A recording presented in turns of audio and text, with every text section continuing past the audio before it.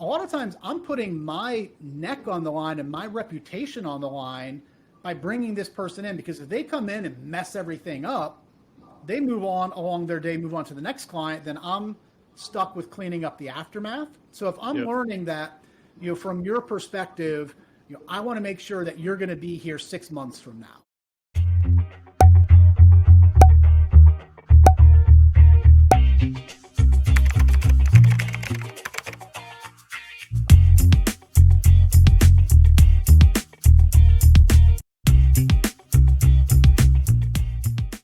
Hello, and welcome to this episode of the Ask Valor Masterminds podcast, brought to you by A Advanced Services and Fuse Networks. My name is Galen. I'm Joe. And we're coming at you from the underbelly of the Creative Block Studios in Seattle, Washington.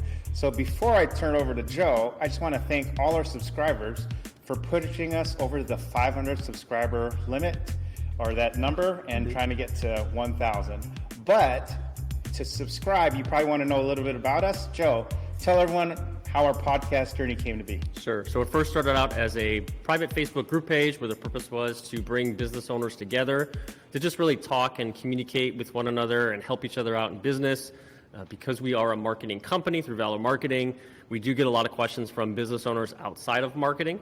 So what a better way than to bring on different guest speakers in all aspects of business to kind of just share their knowledge and give tips to businesses so they can help better achieve their goals. Awesome. And Joe, can you please introduce today's guest and our topic for today? Yes, I actually love this one because sales at heart here. So Scott Deo, and the topic is less is more, not oversharing. So everyone welcome Scott. All right. So Scott, could you please introduce yourself to our audience? My pleasure. Thank you both for having me. Really looking forward to our conversation today. My name is Scott Deo. I currently serve as the president of Communispond. Communispond is a global communication skills training organization. We've been around for 50 plus years. We focus primarily in public speaking and presentation skills.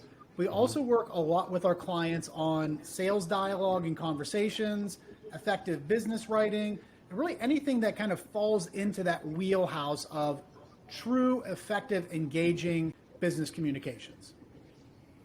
Awesome. Well, we're looking forward to carrying on that discussion. But before we delve into the topic, we like to get to know our guests. So we ask a couple of questions. Joe, do you mind asking the first question? What are some early lessons learned as an entrepreneur? I think there's two big ones, and they're somewhat related. So the first one is knowing when to cut bait. So as whether you're just an entrepreneur with your own small business, or even if you work in a large organization, sometimes, and especially as a salesperson, it's hard to let go of a deal or an opportunity because you see maybe some revenue, some dollars at the end of it. But if you don't take an objective look at it and step back, you can find yourself spinning your wheels and wasting valuable time, energy, and resources on a deal that likely is never going to come to fruition, whether it's the client ultimately is just stringing you along, or what happens, and I would say this is more so at a bigger organization, the company isn't going to change or adapt to meet the particular needs of a client. So I think one, know when to cut bait and don't be afraid to cut bait. And then the second one that's, as I mentioned, somewhat related, really as you are going out there as a business owner, entrepreneur, salesperson, sales leader, and my current boss talks about this a lot. There's really three questions that you need the answers to. And obviously you want to deliver them much more eloquently than this, but it's, do you have a problem I can help you solve? Do you have money to help solve this problem? And do you have the authority to make a decision? Right? If you get the answer to those three questions, you're going to be leaps and bounds ahead of your competition, and then it will prevent you from wasting time, energy, and resources spinning your wheels on something where they have a problem that you can solve. They have money, but they're not the decision maker. Or they have the problem, they're the decision maker, they don't have money, or any combination of those three. You really want to make sure you're getting answers to all of those three as early as you can.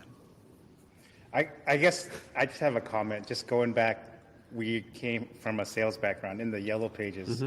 And I remember, in sales, you're like, what are your projections?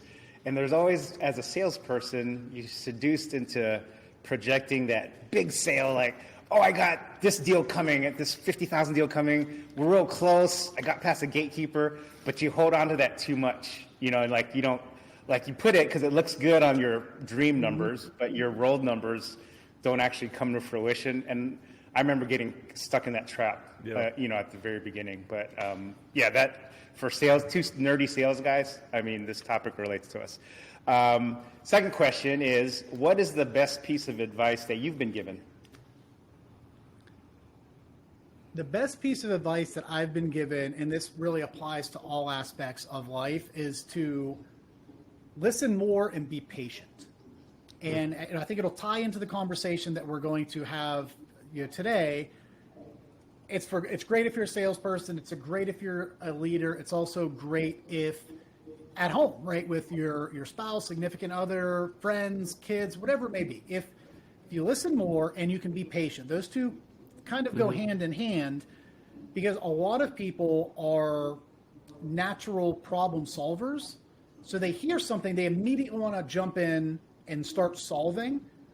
But if you're not really listening and you don't take the time to process, a lot of times you can jump the gun and solve a problem maybe that doesn't need solving, or you're not solving the right problem because you didn't really listen, you didn't process, you didn't wait, you didn't ask follow-up questions. So I think if you can truly hone in on those listening skills and be patient, it'll help save a lot of heartburn, I believe.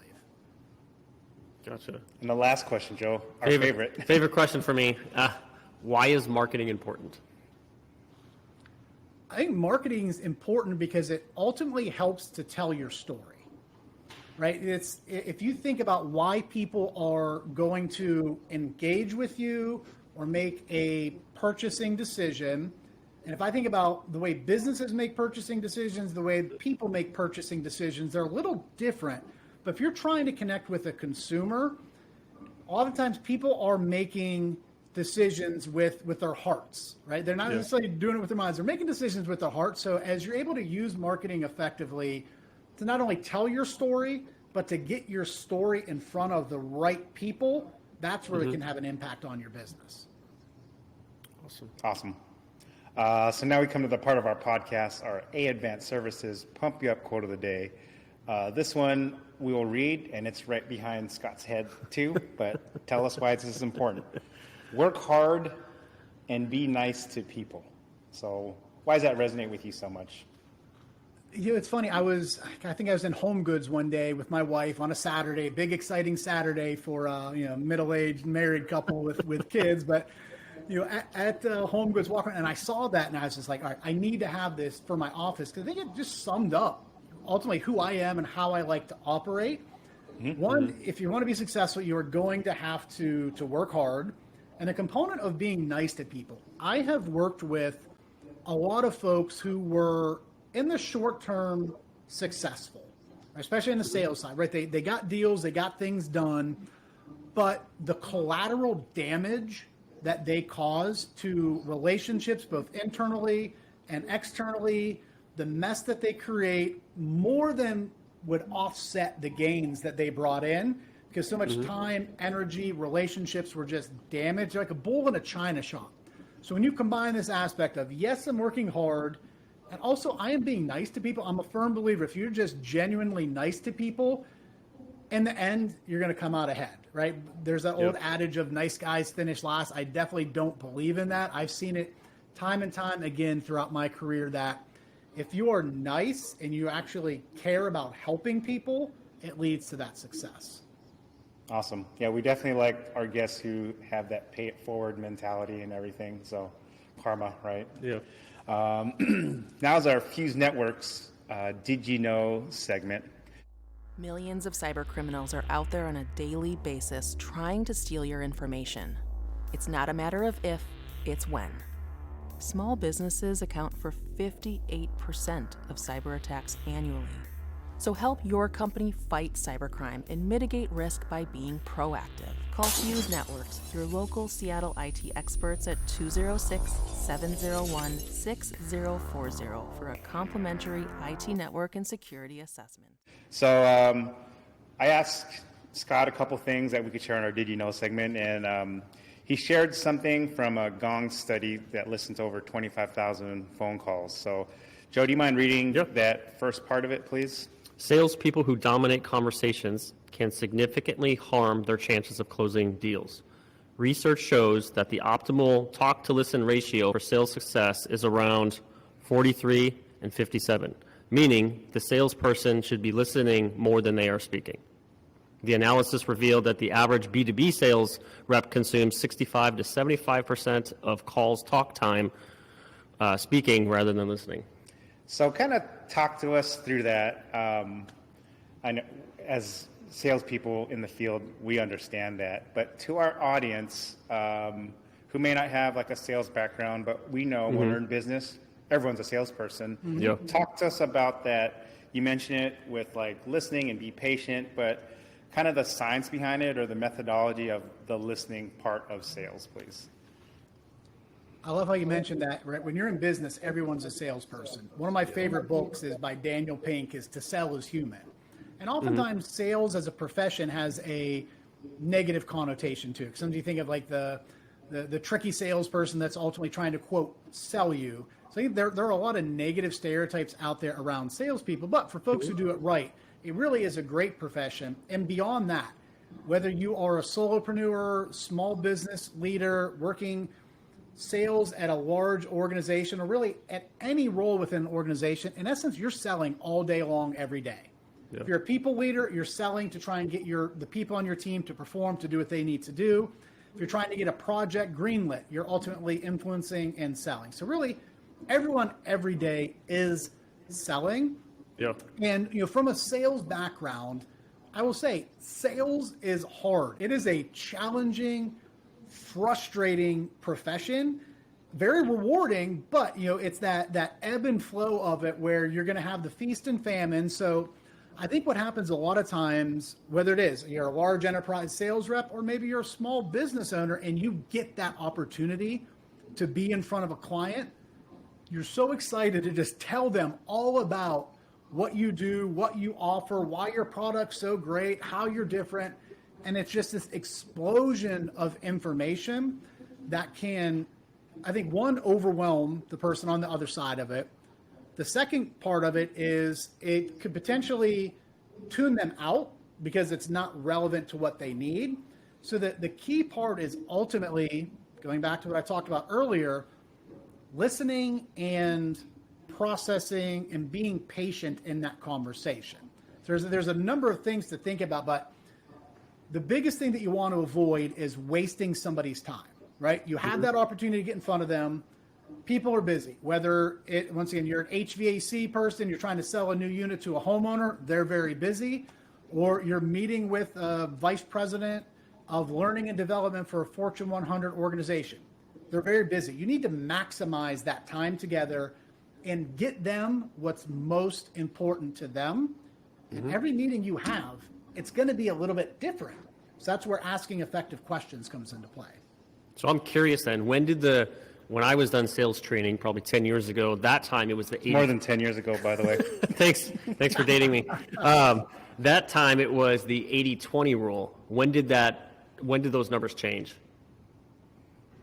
So I think a big part of that is with the ready access to information, right? So often clients are coming to the table with lots of information already, so they don't necessarily need to talk as much because they already know a lot. So some of it's going to be more on you to asking the questions and the right questions. So as you talk about that statistic, it's almost more of a balance, and now it starts to feel more like a conversation versus an interrogation. So if you're just peppering them with question after question after question after question, they're talking the entire time, they're going to feel it's not going to be a true conversation. So I think the key to it is setting the stage up front. Joe, today I'm prepared to talk to you all about Communispond and the great things that we do, but to make sure that we maximize our time together and I get you what's most relevant, can you share with me, what's your goal for today's conversation, or what's most important for you to find out? So by starting off all of your meetings like that, or a slight variation if it's a second, third, fourth meeting. Joe, I'm prepared to talk today all about this, but before I do that, has anything changed, or what has changed since the last time we spoke? Gotcha. On the front end, you're going to get what's most important, right? Price, flexibility, stability, whatever it is, right? But if I just come into that meeting hot and start telling you, oh yeah, we're global, we have this, we can deliver in these countries, we have all these languages, and you're like, Scott, I have a group of people here in Charlotte, North Carolina. I don't care about any of that stuff. I've just wasted that person's time and signaled to them that what they needed was important, what I was focused on was important, and that's not what you want to do from a sales perspective. So essentially, you're getting the objections out in front versus wait to the end. I think that's a spot-on way to look at it, right? You're getting and it may not necessarily be objections, right? You're getting what's most important, right? If they're saying price is most important to me, well, they might not object to your price. Typically they do, but they might not object to it, but you're getting those things that, as I'm thinking about bringing a service provider in, and for a lot of business professionals, and once again, even personally, when you're hiring somebody to do a job, if you're hiring a contractor to put an addition on your house, that's a major financial investment. It's a major risk for a lot of people. It can just go haywire. I've heard lots of horror stories about home improvement projects gone wrong.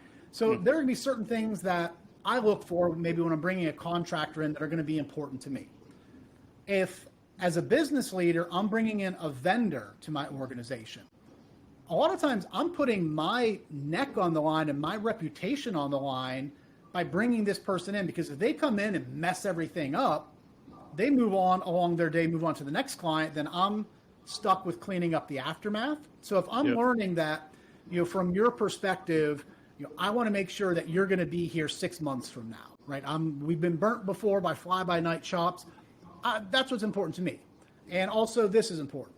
So as I'm then now talking about my organization, I'm going to lean into, we've been around for 50 plus years. We've worked with these large clients and have these case studies and referrals to kind of make sure I'm helping to ease any concerns that they have about, say, the stability of the organization. Right. So I have a question. So as we get into it more, less is more, not oversharing today's topic. As you've seen clients that you've helped or prospects that you've spoken to, are there one or two things wrong you see businesses do as it relates to communicating or the sales pitch? Because oftentimes we went through classic sales training where you have a pitch deck, right? Like, here's your 30-slide presentation.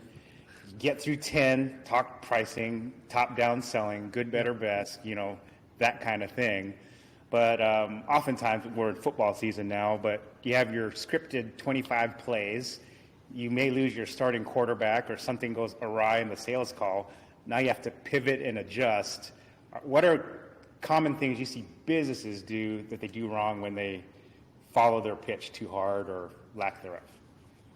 I love the sports analogy there. So what I would say, one thing is always make sure that you're ready for the 2-minute drill, right? It's the end of the fourth quarter. You're down by a few points. You're on your own 20. You got to march down the field in 2 minutes. A lot of times you may show up to a client meeting and like, Scott, you know what? We just had a meeting ran over. We thought we were going to have a half hour. We have 10 minutes. Can you run through this? And if you're not able to be nimble and flexible off of, like, as you mentioned, that 30 deck slide and have either a mental version or a backup version of your pitch, proposal, whatever it is, ready to go in a truncated amount of time, I think that's important, whether it is from a sales meeting or if you're a business leader going in to present to your executive leaders. More often than not, your time is going to get cut. So I think that's one thing. You need to be ready for that 2-minute drill. The other thing that I think about is through email communications. People are busy, as I mentioned, right? At work and at home. The volume of emails that I get in my personal email as well as my work email on a daily basis is overwhelming. And I know most people have received an email like this, whether it's a sales email or an internal update or memo. And especially now, so many people are traveling on the go and they're reading their emails on their phone, and you get it and you're just, scrolling and scrolling and scrolling and scrolling, where your thumb's cramping up because you scrolled so much and you haven't even got to the point of the message. There's just all of this junk in the message before it even gets to the ask, right? I stop reading messages on a regular basis and delete them before it even gets to the point of what they're asking me to do. So you want to make sure you get that up front. What's my core message that I'm trying to get across? Then, what's the ask? What's the action that I need from somebody? So if I'm bubbling something up to the CEO, here's the core message. Our website is, tanking. It needs to be redone. I need your permission, or I need you to approve this spend for a website developer, whatever it is. And then I'm providing everything else after. Most people invert that. They're talking about all these details, the minutia of it before they get to the point. Yeah, the reason I'm telling you this is the website needs update. And oh, by the way, busy people, especially leaders, don't have time to sort through that. You need to get your key message and your actions up front. So for a business owner listening to this, knowing that, okay, we have problems communicating, what is the straw that breaks the camel's back to finally hire a professional or an agency like you to, we can't stop, putting duct tape on the leak in the boat. It's a quick fix, but there's more water going to sink us over time. What is that moment, the aha moment that, all right, I'm going to pick up the phone. Okay, how do we get a hold of Communispond and Scott? We're going to reach out to you. What is that kind of moment that tilts the balance almost? Yeah, so we've seen a number of different things, a number of interesting stories that come in when people do reach out to us. And we're fortunate we've been around for a while, so we have lots of customers that come to us on a regular basis, but as net new customers are coming in, we hear stories of where a leader accompanied a salesperson to a sales pitch. Maybe they hadn't gone out in the field in a while, and they see the person deliver their pitch, and they realize, oh my gosh, we have a problem here. If this is the message we're putting out to the market, or this is the kind of the face or the reputation or the brand, so to speak, going out in the market, that's a challenge. We definitely need to do something there. Sometimes we've seen where people are maybe grooming somebody for the next level of the organization. Or maybe they're grooming their successor, and they see them have an opportunity to communicate with others. And they're like, oh, gosh, they're great at their job, but we hear that quite frequently. Technically, this person is very good at, accounting, being a CFO, a data analyst, whatever.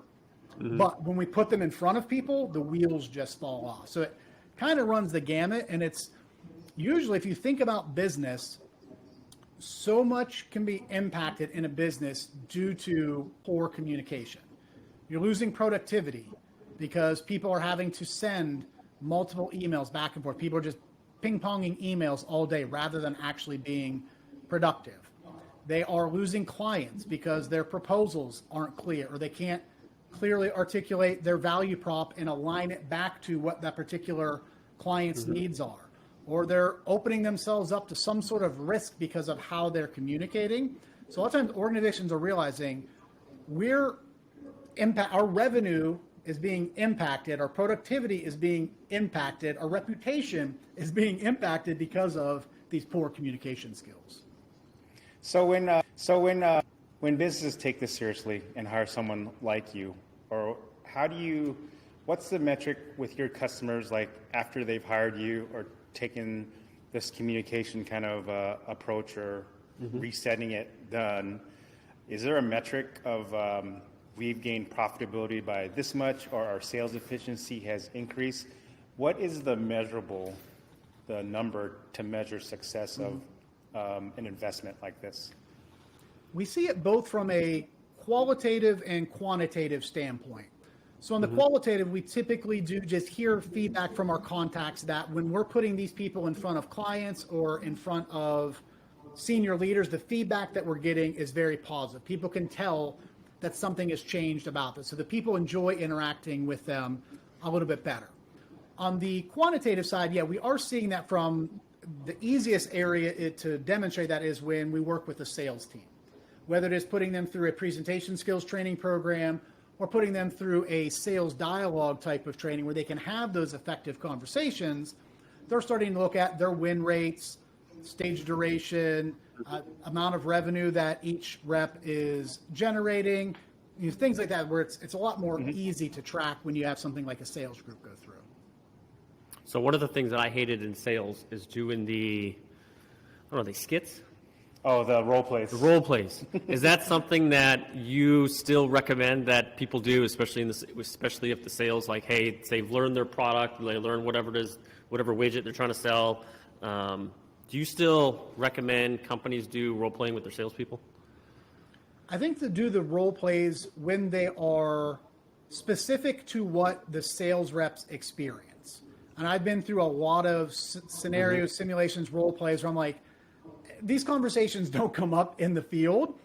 But if I think about the ultimate goal of training is to bring about behavioral change. So as somebody's going through training, you either want them to think, believe, act, or do differently. So from a presentation skills training, we do lots of, the programs are very much practice-based. So they're going to have opportunities, multiple opportunities across a couple of days to be up in front of the group, practicing the skills that they've learned, and then they are receiving real-time, in-the-moment feedback. The other challenge with a lot of traditional role plays and things like that is you go through the role play back and forth, right? Yep. And then what happens at the end? You get a little bit of feedback at the end. You go sit down, and then the next person comes up. Since you're waiting to the end, the likelihood that you're going to implement that the next time around, if your sales meeting is a couple weeks later, relatively low because you haven't felt it in action. And the analogy that I always give is if you play golf and you're working with a golf pro and you go out, maybe you play around with your golf pro, and at the end of 18 holes, you're tired, you're sweaty, your shoulders hurt, you've lost all of your golf balls into the lake or into the woods, you're frustrated, you're ready to hit the 19th hole, maybe to have a beverage, and then they want to try and give you that coaching.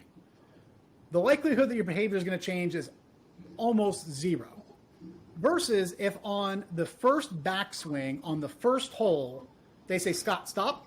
Remember, widen your stance out a little bit, kind of turn the club face in it. I'm not a great golfer, I'm a terrible golfer, but if they were to give me that feedback as soon as I take my first backswing and correct it, and then even if I did it again, they stop me again. As I get that instantaneous feedback and correction, and then when I crank one right down the middle of the driveway, the fairway, what's the likelihood now on the next tee box I'm going to do the same thing? I'm going to remember that feeling that happened immediately when I did something different. So role plays, they have their place, but the feedback often happens too late.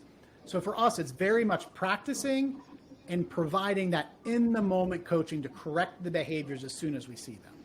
So I have two things before we close. First thing is, so how's this different now with the virtual kind of sales call to the in-person sales call? Is the training different when you're face-to-face as opposed to I'm talking to a screen like we're talking to you? Is that training dynamic different for knowing how you're presenting to your audience? Yeah, as we think about the difference between a virtual presentation and an in-person presentation, we definitely have some modifications. In an in-person presentation, if you're presenting to a group live, we teach something called eye-brain control. It helps to bring down your nerves, slow your pace, and eliminate those pesky things like that. As you're doing that, you have different people that you can look at when you're giving your presentation to practice that skill. When you're in a virtual setting, you just really have the camera that you're looking at. So there's different techniques that we teach based on I'm looking at a camera versus I'm making eye contact and delivering messages to different people throughout the room. The other thing that we think about is with a virtual presentation, the attention span is much lower than when you're delivering an in-person. It's a lot easier if I'm on a Zoom call or a Teams call where I'm checking my email, I'm scrolling Instagram on my phone. There's a lot more distractions. So in a virtual type of meeting, you want to make sure that you're pausing more frequently, getting audience engagement, whether it's asking questions, using the poll features, using some of the whiteboards, really trying to break it up and understanding that the attention span is going to be a lot lower in a virtual environment. All right, last thing. So we're going to go into football mode. You mentioned 2-minute drill. I'm going to say you're 4th and 1. going in to the end zone to win the game. So your playbook for that business owner, you got one play, one change that you want business owners, our audience, our 500 plus subscribers to implement right now. What is your go-to call for our audience to implement to their business? The biggest thing, and it's going to vary business to business, but the biggest skill that you can do when it comes to communication is pausing.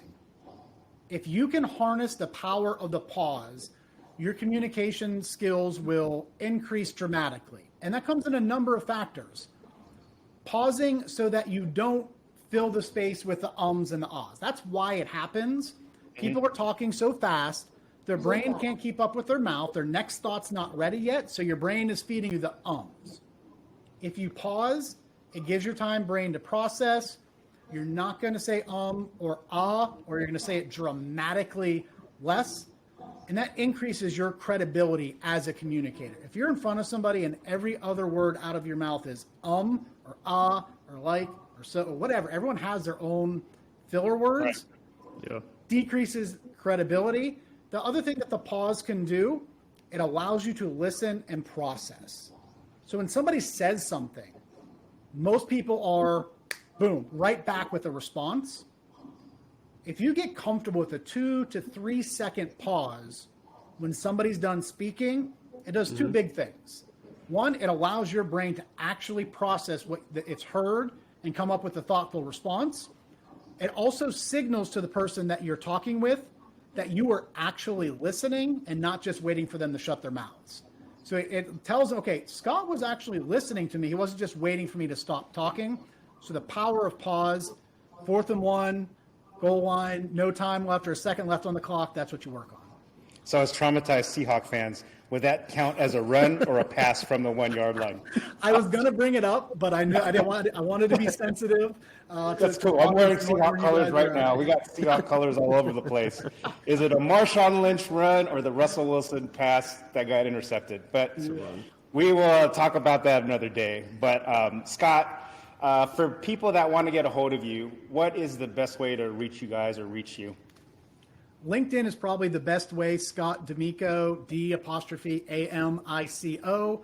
You can find me out there. More than happy to connect. And then from there, you'll find lots of information around Communispond, our courses, some of the great free tools that we offer, whether it's through our blogs, our podcasts, some thought leadership stuff where you can just pick up tips and strategies on your own.